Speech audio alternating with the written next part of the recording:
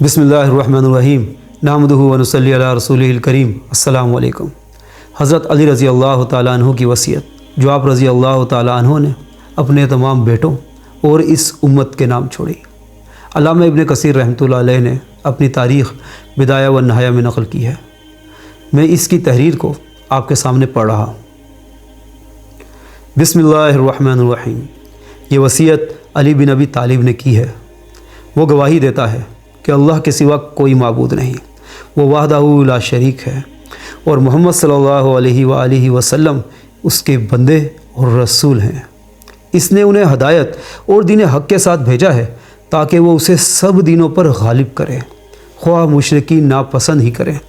بلا شبہ میری نماز اور میری قربانیاں اور میرا جینا اور میرا مرنا اللہ رب العالمین کے لیے ہے، جس کا کوئی شریک نہیں، اور یہی مجھے حکم دیا گیا ہے، اور میں اول المسلمین ہوں۔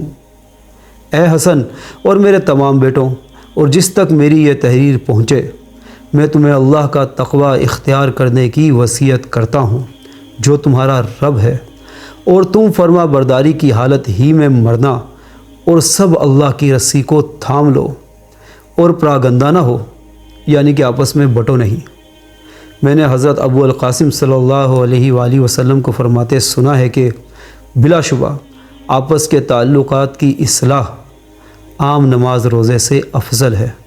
اپنے قرابت داروں کا خیال رکھو، اللہ تم پر حساب کو آسان کر دے گا، اور یتیموں کے بارے میں اللہ سے ڈرو، اور ان کے منہوں کو ہلاک نہ کرو، اور نہ وہ تمہاری موجودگی میں ضائع ہوں، اور اپنے پڑوسیوں کے بارے میں بھی اللہ سے ڈرو، بلا شبہ وہ تمہارے نبی کی وصیت ہیں۔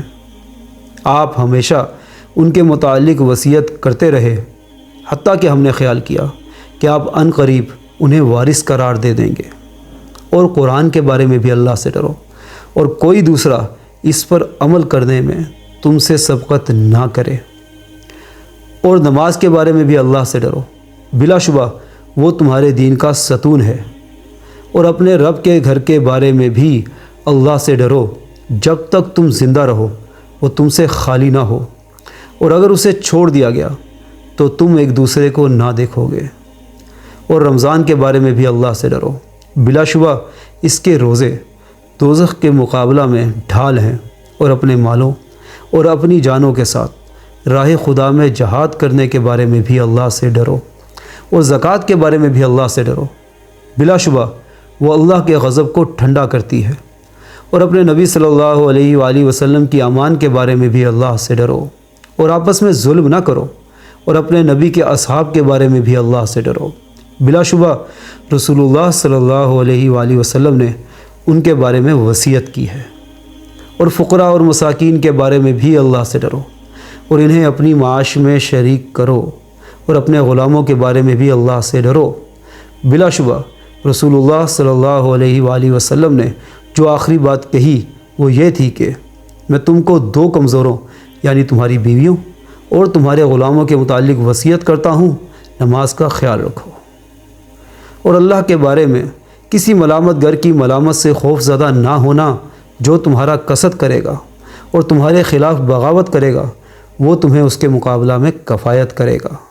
اور جیسا کہ اللہ نے تمہیں حکم دیا ہے، لوگوں سے اچھی باتیں کرو، اور امر بالمعروف اور نہی عن المنکر کو ترک نہ کرو، یعنی کہ نیکی کا حکم کرو اور برائی سے روکو، ورنہ وہ تمہارے برے آدمیوں کو حکومت دے دے گا، پھر تم دعا کرو گے اور وہ قبول نہیں ہوگی۔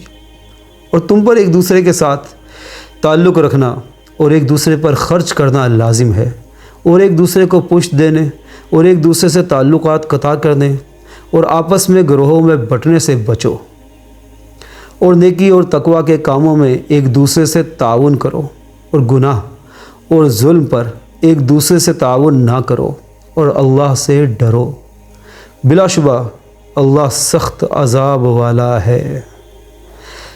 اہل بیت، اللہ تمہارا محافظ ہو، اور تمہارا نبی تمہارا نگہبان ہو۔ میں تمہیں اللہ کے سپرد کرتا ہوں، اور تمہیں السلام علیکم ورحمۃ اللہ کہتا ہوں۔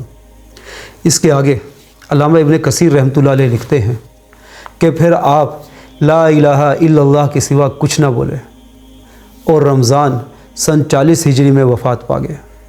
अब ये हमारे सोचने की बात है कि इन बातों को हम पहले भी जानते हैं, हमारे इन पर अमल कितना है। हज़रत अली रज़ी अल्लाह ताला अन्हु अपनी ज़िंदगी के आखिरी लम्हात में ज़ाहिर है वही बात अपने बेटों को भी कह रहे हैं और सारी उम्मत के लिए भी वसीयत कर रहे हैं जो उन्हें लगता है कि सबसे ज़्यादा अहम है। हम कितना के यतीमों का ख्याल करते हैं, कितना के गरीबों का ख्याल करते हैं। हम इस दौर में ख़ास तौर पर सहाबा कराम रज़ी अल्लाह ताला अन्हुम अजमईन के बारे में किस हद तक अपनी ज़ुबानों को चला रहे हैं।